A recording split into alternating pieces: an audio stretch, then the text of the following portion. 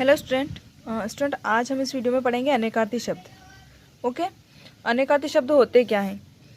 ऐसे शब्द जिनके एक से अधिक अर्थ निकलते हैं अनेकार्थी शब्द कहलाते हैं। जैसा कि नाम से स्पष्ट हो रहा है, अनेकार्थी मतलब अनेक अर्थों वाले, जिसका एक से अधिक अर्थ निकलता है वो अनेकार्थी शब्द कहलाते हैं। जैसे वह अपना घर बार छोड़कर चला गया। अब देखिए यहाँ पे जो बार शब्द हैं उसके बारे में बताया गया है कि हमने कई बार इस समस्या की सूचना नगर निगम को दी, है ना। तो उपयुक्त वाक्यों में आए रंगीन शब्द बार के लिए अलग अलग अर्थ है ना। पहले वाले का अर्थ क्या निकला है? पहले वाले वाक्य में बार का अर्थ निकल रहा है घर, और दूसरे में दफा। मीन्स हमने अपना घर बार छोड़ने की कोशिश की, मतलब घर बार मतलब घर के बारे में बताया गया है। और दूसरा हमने कई बार मतलब बहुत से टाइम इस समस्या की सूचना नगर निगम को दी, है ना। तो दोनों के अर्थ अलग अलग निकल रहे हैं। ये होते हैं अनेकार्थी शब्द। जैसे इसकी डेफिनेशन से समझते हैं, जो शब्द एक से अधिक अर्थ देते हैं अनेकार्थी शब्द कहलाते हैं। ओके, जो शब्द एक से अधिक अर्थ देते हैं अनेकार्थी शब्द कहलाते हैं। आइए कुछ अनेकार्थी शब्द के बारे में जानें। जैसे उत्तर, उत्तर का मीन्स क्या होता है? दिशा। और एक उत्तर का मतलब क्या होता है? जवाब। आया समझ में? आंसर और डायरेक्शन। इसी प्रकार से अंबर, अंबर मीन्स कपड़ा और आकाश। आकाश भी बोलते हैं और कपड़ा भी बोला जाता है। अंबर के दो अर्थ निकलते हैं। कर, कर के बहुत सारे अर्थ है। जैसे कर मीन्स हाथ भी होता है, कर का मीन्स टैक्स होता है, कर का मीन्स हाथी की सूंड को भी बोला जाता है। इस प्रकार से फल, परिणाम, बाण या लाभ। फल को बाण भी बोला जाता है, लाभ भी बोला जाता है और परिणाम भी बोला जाता है। मित्र, मित्र मित्र के दो अर्थ होते हैं। यहाँ पे पर्यायवाची यूज नहीं करना है ना। पर्यायवाची अलग चीज है और अनेकार्थी अलग चीज है। मित्र सखा भी होता है और मित्र सूर्य भी होता है। ओके। तीर, तीर का मीन्स बाण और नदी का किनारा। पानी, पानी का मीन्स जल भी होता है और सम्मान भी होता है। हार, हार माला होती है और पराजय भी होती है। नाग, सांप को भी बोला जाता है और हाथी को भी बोला जाता है। वार, वार अपन किसी डेट की भी बात कर सकते हैं, दिन, और आक्रमण की भी बोल सकते हैं। वार, मेरे ऊपर वार मत करो मतलब आक्रमण मत करो, इस प्रकार से। ओके, आई होप आपको समझ में आ रहा होगा। अब देखते हैं आओ करे फोर। दिए गए अनेकार्थी शब्दों के दो दो अर्थ लिखिए। ओके, तो अभी अपन ने पढ़ा ही है किस प्रकार से दो अर्थ निकल रहे हैं एक शब्द के, उस प्रकार से हमें यहाँ पे बुक को फिल करना है। जैसे उत्तर, उत्तर का मीन्स क्या पढ़ा अपन ने? एक तो दिशा और दूसरा जवाब। तो आपको यहाँ पे फिल करना है दिशा और जवाब। ओके, नेक्स्ट है अंबर का अपन ने पढ़ा आकाश, कपड़ा। ओके, तो इस प्रकार से आपको यहाँ पे अंबर के और भी बहुत सारे अर्थ निकलते हैं, वो आपको सोचना है और लिखना है। ओके, वार, वार का मीन्स क्या होता है? वार मीन्स दिन या हमला। ओके, हार, हार का मीन्स क्या होता है? अभी अपन ने पढ़ा माला, पराजय, है ना। तीर का मतलब भी आपको इसमें देख के लिखना है, नदी, बाण, तीर का किनारा, नदी का किनारा। मित्र मीन्स सखा या दोस्त, सूर्य, है ना। तो ये आपको इसमें से देख के फुल बिग ये जो बुक है वो फिल करना है। ओके, देखते हैं आओ करे 5। वाक्य के अनुसार दिए गए अनेकार्थी शब्द का उचित अर्थ लिखिए। ओके, इसमें जो दे रखा है, झूठ बोलने का फल बुरा होता है। और फल का अनेकार्थी शब्द क्या होगा? झूठ बोलने का नतीजा बुरा होता है। आपको इस प्रकार क्या लिखना है यहाँ पे? नतीजा। ओके, नेक्स्ट है मेरे घर में नाग की पूजा होती है। नाग, नाग मीन्स अपन यहाँ पे लिख सकते हैं नाग की जगह सांप। तो यहाँ पर आप क्या लिखेंगे? यहाँ पे आपको लिखना है सांप। ओके, मेहमानों के लिए पानी लेकर आओ। पानी मीन्स जल, यहाँ पे आपको लिखना है जल लेकर आओ।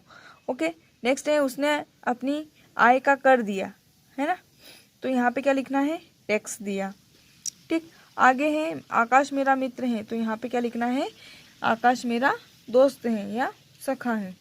ओके, आई होप आपको अनेकार्थी शब्द समझ में आ गए होंगे। आज अभी पढ़ते हैं अपन भाषा की पहचान, वाक्य संरचना। ओके, वाक्य संरचना क्या चीज़ होती है? वर्णों के सार्थक समूह को शब्द और शब्दों के सार्थक समूह को वाक्य कहते हैं। सार्थक का अर्थ होता है जिसका कोई अर्थ निकले। ओके, वाक्य से मतलब वर्णों, आप वर्ण के बारे में जैसे जानते हैं, वर्णों से मिलकर क्या बनता है? शब्द बनता है, और शब्द से मिलकर क्या बनता है? वाक्य बनता है। ओके, तो शब्द समूह जैसे राम, पत्र राम लिखा ने, है ना। पत्र राम लिखा ने, वाक्य क्या बना? राम ने पत्र लिखा। तो आप दोनों वाक्यों में क्या देखते हैं कि फर्स्ट वाले वाक्य का अर्थ नहीं निकल रहा है। पत्र राम लिखा ने, और दूसरे वाले का अर्थ निकल रहा है कि इसी को अगर अपन सही क्रम में जमा के लिखते तो क्या अर्थ निकल रहा है, राम ने पत्र लिखा। ओके, तो पहले शब्द समूह का कोई निश्चित अर्थ नहीं निकल रहा है, जबकि दूसरे शब्द समूह का एक सार्थक अर्थ निकल रहा है, अतः यह है वाक्य। ओके, तो शब्दों का सार्थक व अर्थपूर्ण समूह वाक्य कहलाता है। आए समझ में? वाक्य तो बहुत सारे हैं, लेकिन जिसका सार्थक अर्थ निकलता हो, है ना, वो क्या कहलाते हैं, वाक्य। शब्दों का सार्थक समूह जिसका कोई व्यवस्थित अर्थ निकलता है उसे हम वाक्य कहते हैं। ओके, अब वाक्यों में शब्दों का निश्चित क्रम होता है। वाक्यों में कर्ता कौन, जो कार्य को करने वाला होता है। ओके, और क्रिया मीन्स काम होना आवश्यक है। कुछ वाक्यों में कर्म भी होते हैं। कर्म वह होता है जिस पर क्रिया का प्रभाव पड़ता है। आए समझ में? वाक्यों में कर्ता और क्रिया का होना आवश्यक होता है, और किसी किसी वाक्यों में कर्म भी होता है। इसको अपन एक उदाहरण के जरिए समझते हैं। जैसे दिए गए वाक्य पढ़िए, रमन पढ़ता है, तो रमन क्या हुआ, इसमें कर्ता, और पढ़ता है क्या है, क्रिया। ओके, वाक्य संरचना के लिए कर्ता और कर्म दोनों की आवश्यकता हुई। उसी प्रकार नेक्स्ट है, रमन पुस्तक पढ़ता है। अब देखो, पहले वाले वाक्य में सिर्फ पढ़ता है आया है, और सेकंड वाले वाक्य में क्या आया है, पुस्तक। तो पुस्तक क्या हुई, कर्म। इसमें रमन पुस्तक पढ़ता है, रमन कर्ता हो गया, पढ़ता है क्रिया हो गई, और पुस्तक पढ़ता है, तो पुस्तक क्या चीज़ है, पुस्तक कर्म है। ओके, तो किसी किसी वाक्यों में कर्म भी होता है और किसी वाक्यों में कर्म नहीं होता है। इस क्रिया को अपन सकर्मक और अकर्मक क्रिया के नाम से भी जानते हैं। ओके, अब देखते हैं आओ करे 6। शब्दों को सही क्रम में लिखकर वाक्य बनाइए। सुमन काम रसोई कर रही में है। इसका क्या सही वाक्य बनेगा, सुमन रसोई में काम कर रही हैं। तो आपको ये सही वाक्य जो है अपनी बुक में फिल करना है। ओके, पापा ऑफिस गए आज नहीं थे। इसका सही क्या बनेगा, पापा आज ऑफिस नहीं गए थे। ओके, नेक्स्ट है माँ मालपुए ने बनाए, तो क्या बनेगा, सही, माँ ने मालपुए बनाए। Very good. नेक्स्ट है गई पढ़ने प्रभा है। बताइए क्या बनेगा इसका, प्रभा पढ़ने गई हैं। ठीक है। नेक्स्ट है लौट दीदी से दफ्तर आई। इसका बताइए, दीदी दफ्तर से लौट आई। ओके, नेक्स्ट है पुस्तक है पर मेज रखी। इसका सही वाक्य क्या बनेगा, पुस्तक मेज पर रखी है। ओके स्टूडेंट, इस वीडियो में अपन ने यहाँ तक पढ़ लिया। नेक्स्ट वीडियो में हम करेंगे आओ करे 7 और आओ करे 8। तब तक आप अपनी बुक में ये जो मैंने अभी आपको इस वीडियो के ज़रिए जो भी बताया है, आप अपनी बुक को कंप्लीट कर लीजिए और यहाँ पे इनको वाक्य को सही लिखकर कंप्लीट कर लीजिए। ओके।